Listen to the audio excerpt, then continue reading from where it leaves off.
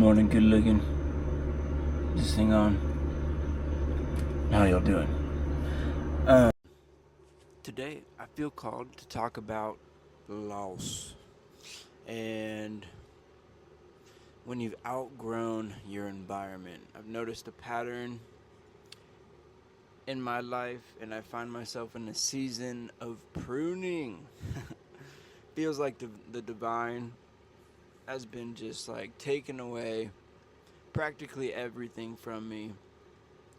And if you are going through job transitions or just life transitions and you're in that in between, I feel you, partner. You're not alone, and I'm here to help us clarify what the heck is going on, because I do think I have a message that'll help. So, let's get into it. By the way, I've tried to do this message, this is my third time now. And why is that relevant? Because it's definitely not about grit and pushing through and doing the hard thing, but more about grace and and tapping into when to give and when to receive. Because lordy, have I felt depleted, um, and that's part of the pattern I've recognized. Is one of the most one of the most energy sucking things is being in the wrong environment.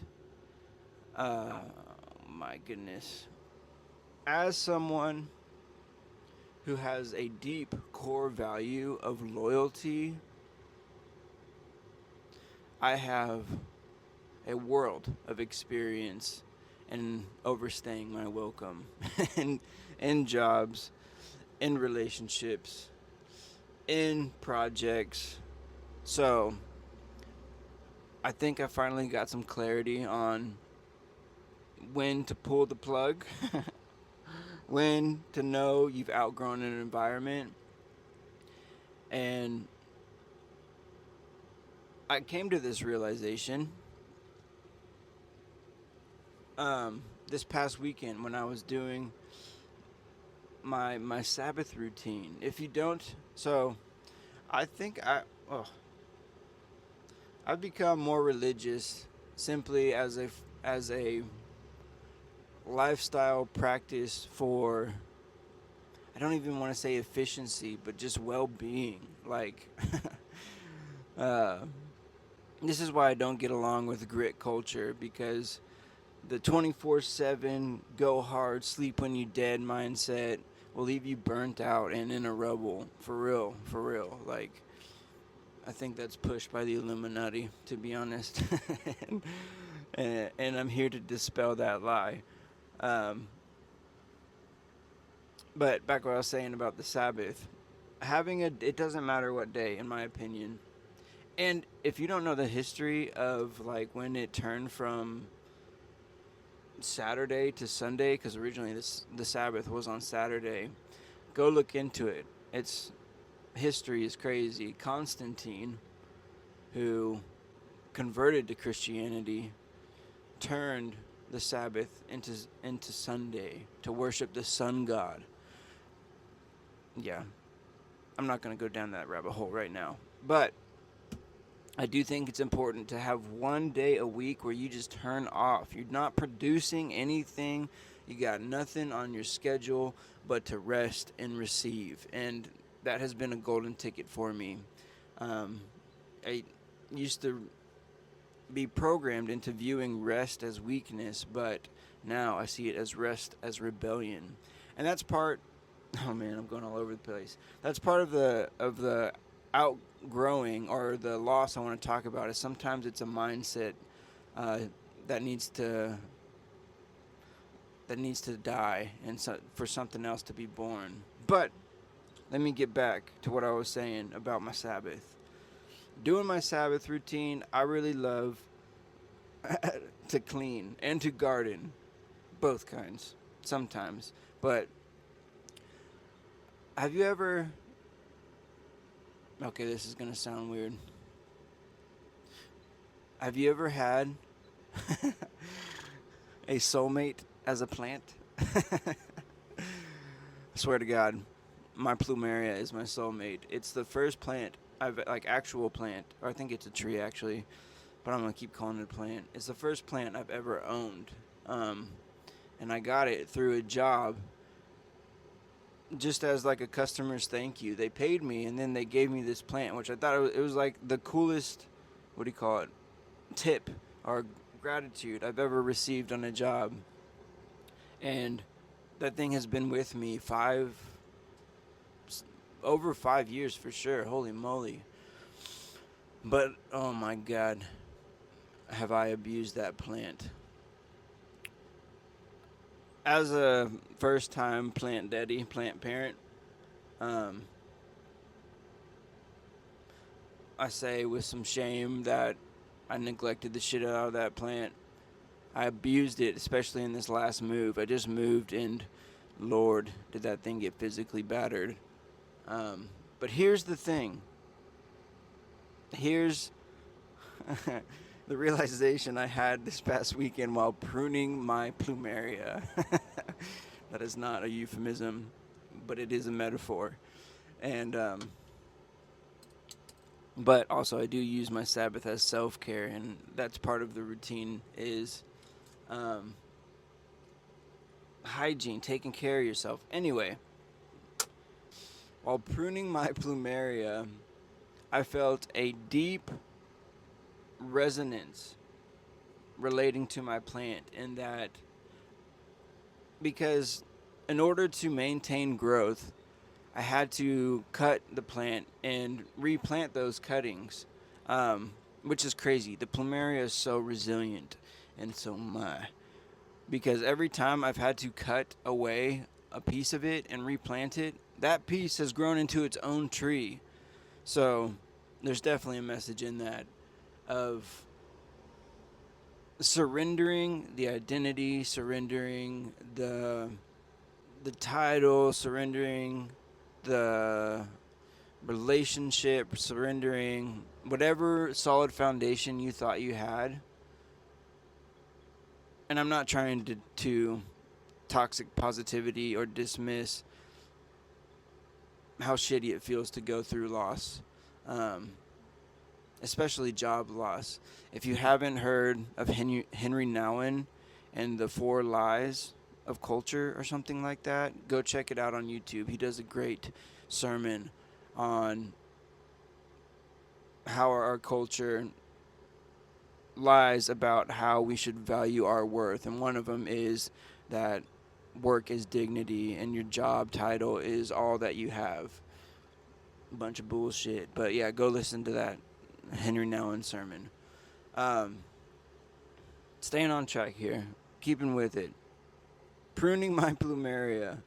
The essence of it is that when you feel like God has taken away stuff, instead of thinking of it as a contraction, as a like simplifying down of your life getting smaller, flip that shit around. Turn a goddamn into a God's plan. That's a Lil Wayne lyric, by the way. That just came through. Allow space for more. Develop or embody, embrace the yes and mindset. Yes, this sucks, and it's making space for more of what's to come, because sometimes what we think of as our highest good and our highest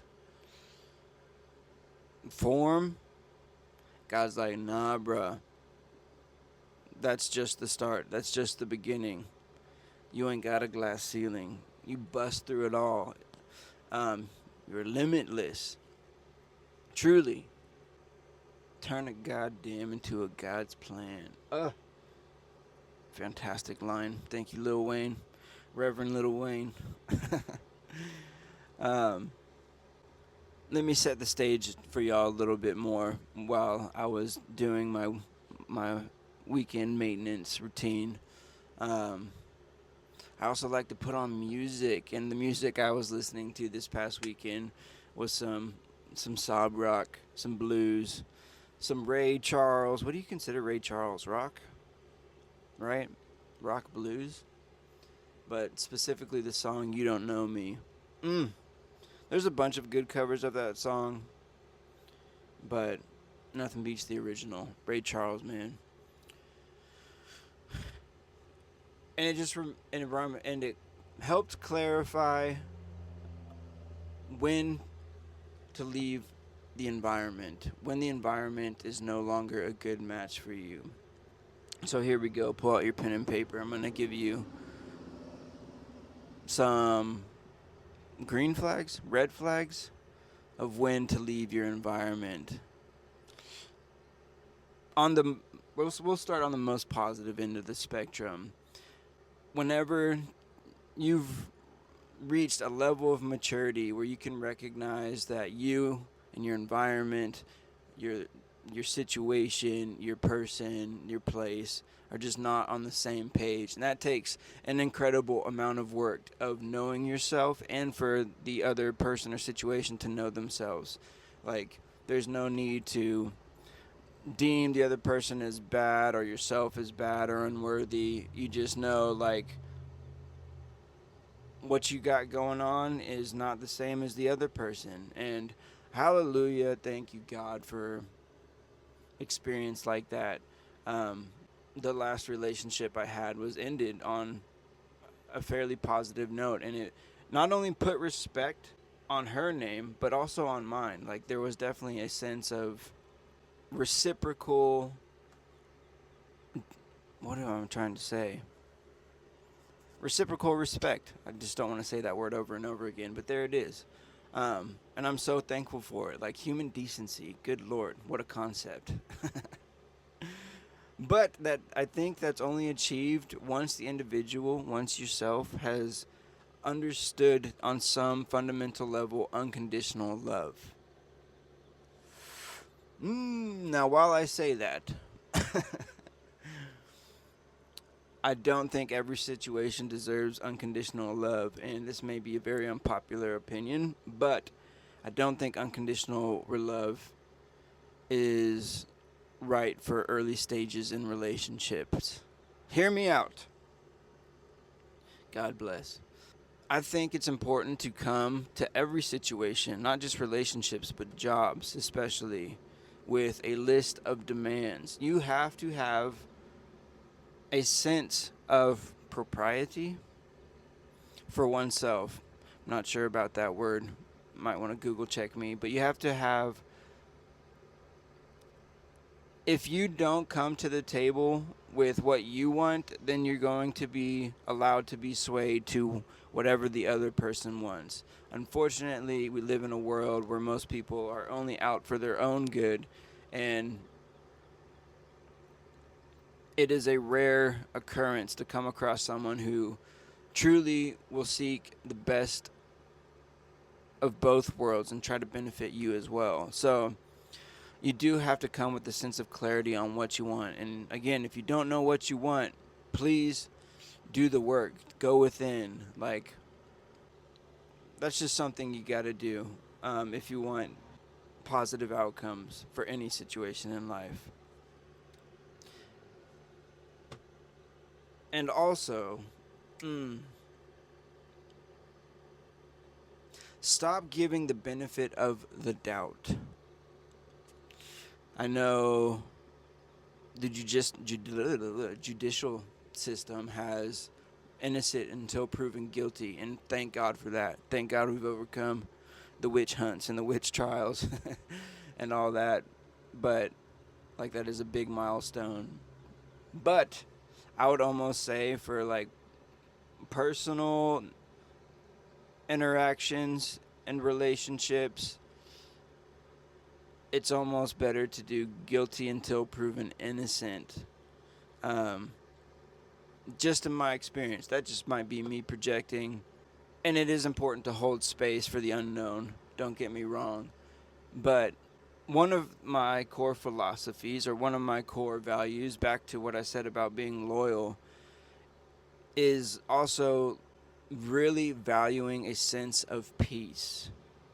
But how I did it before to how I do it now is completely different. And that's part of the old me that had to die. And I don't really I don't agree with the term like killing your old self or the old me is dead and gone, especially as someone who has dealt heavily with thoughts of offing oneself. Like that just doesn't work. You don't need to hate yourself, brother. You don't need to hate yourself, sister. Like life doesn't have to be such a struggle, and give yourself some grace. If you've messed up, forgiveness is for you and you alone. Okay? So, if you can, forgive yourself. Where was I going with that? Ugh, lost my train of mind. Let's clear the air real quick. Híjole. Yeah.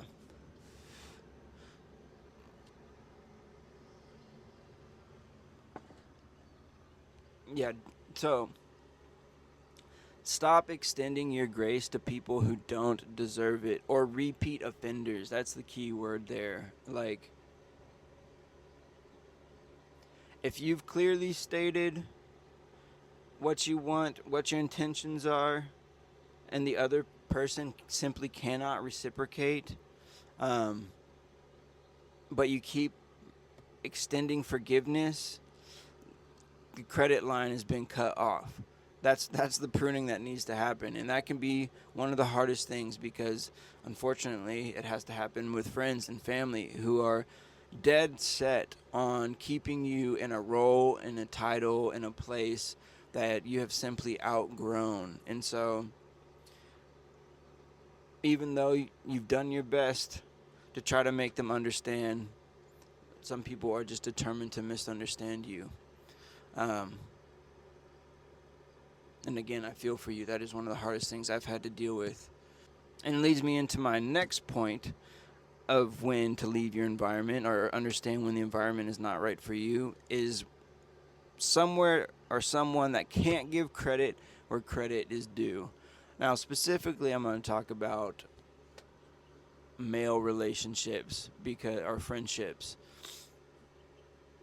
because there is like a blight in the ability to give kudos to your friends. Like, I don't know what it's like for females, but giving someone else their flowers, like telling them, like when you actually see someone do something cool or like a good job, or you're simply inspired by them in some way, maybe by how they look or how they've achieved something, or like whatever it is. Most men take that as a threat.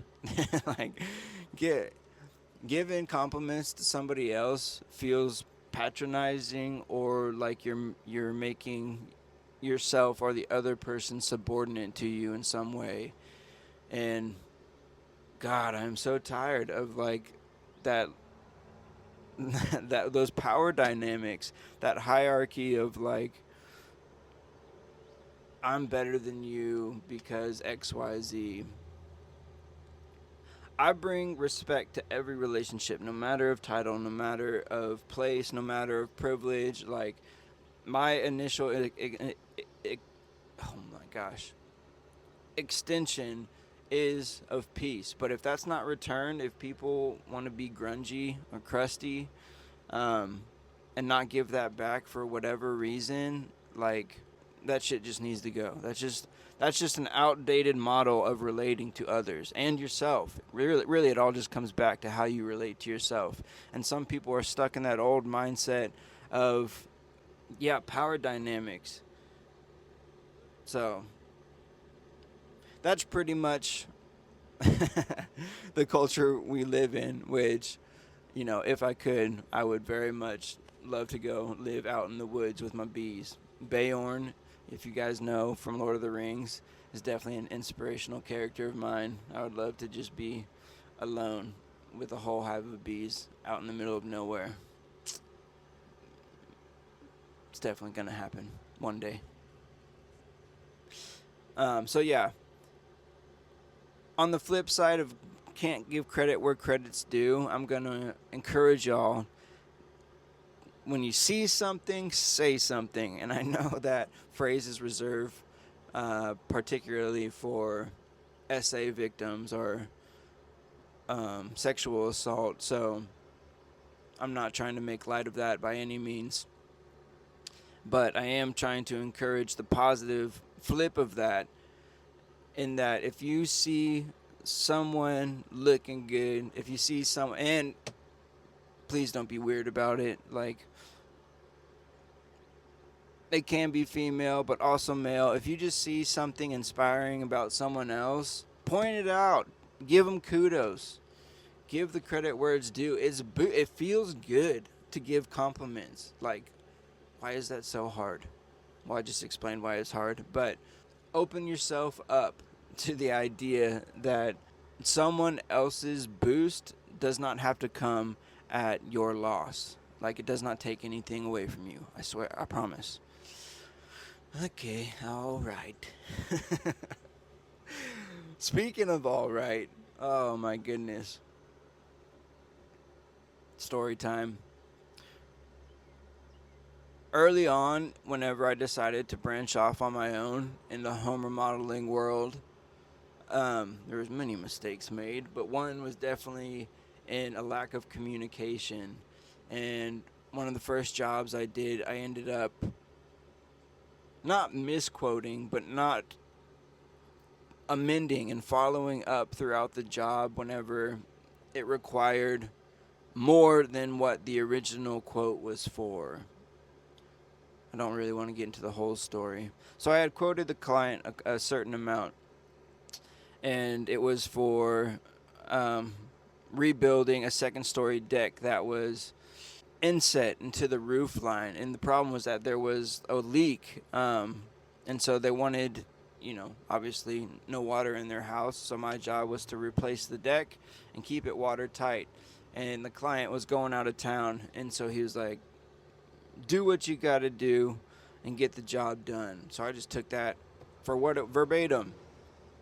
Whenever I dug into it, there was a lot more mold than originally thought, and I had to replace about 12 feet of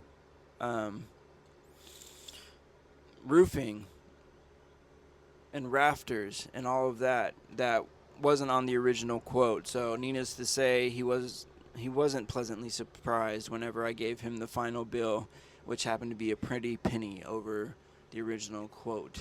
And while I do accept the fact that I didn't communicate properly along the way, the extent of the job, he also understood like that was simply what had to be done. And his response is what I wanted to get to, why I'm telling you this story, was so funny and it stuck with me. He had a very thick East Texas accent, which, if you don't know, is a unique accent because I think it borders with Louisiana, and kind of that like southern twang is heavy. And it's just like, all right. Oh, just the acceptance. It was like kind of defeatist, but just like accepting one's face. Like, goddamn. I did end up compromising with him on the price because I felt bad. Like, yeah, I'd take ownership of my lack of communication for sure, but also, all right, like, and sometimes that's what you have to do with relationships, is just accept that it ain't adding up, that it's not worth your time, your effort, your energy, that the other person is not going to change. They have decided to dig their heels in and be stuck in their ways. And unfortunately, the only time most of us learn is like a toddler, when you have to take away their toys. And I'm not saying do this as a form of punishment to be like, oh, this is going to make them come back later and beg for mercy. No, you sadist. I'm just saying, this is just what am I trying to say? Having principle of what standards, what you accept in your life, and understanding that some people just simply do not make the mark in this season of life. Like, maybe later on though the story will flip, but It's important that you draw a line in the sand sometimes with people and be like, nah, I'm not going to accept this shit. This is not who I am. It's because you do not give that out. This is the most important part of this message, I think, is like, if you are giving out good vibes, good graces, good Lord, all the goodness in the world to other people, and they take that as just like, again, you're somehow a subject to them, and they deserve all that treatment without reciprocation. That's what's known as narcissism. And that's just, some people just got to learn, including myself. Like, you got to learn the hard way, and you got to remove those people, places, things from your life, because it can be things too. Wanted to get into another story about putting good money after bad into a old truck I had, which I missed that truck. Old Betty, a stick shift Ford F-250. Good. Oh, that thing was so fun to drive. But I'm not going to get into that. We've already gone on too long here. Where are we at on time? Yep, 30 minutes. So, I hope what I've provided has given you some clarity to cut shit out of your life that no longer belongs, and to make space for more. Stop thinking of it as like just God trying to take things away from you, if you can. I know it's very hard. God does not want to hurt you. He has plans for you to prosper, and not in some like second place conciliatory, is that the word? Consolation prize type of way. Nah, like, you get what you want and more. But sometimes God knows you more than you know yourself, and what will actually serve you best. There's a C.S. Lewis quote coming through of like,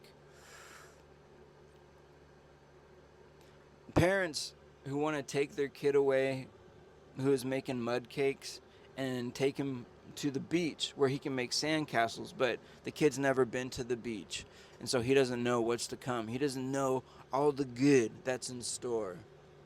I hope this message helped. Thank you for being here. I'll catch you guys in the next one.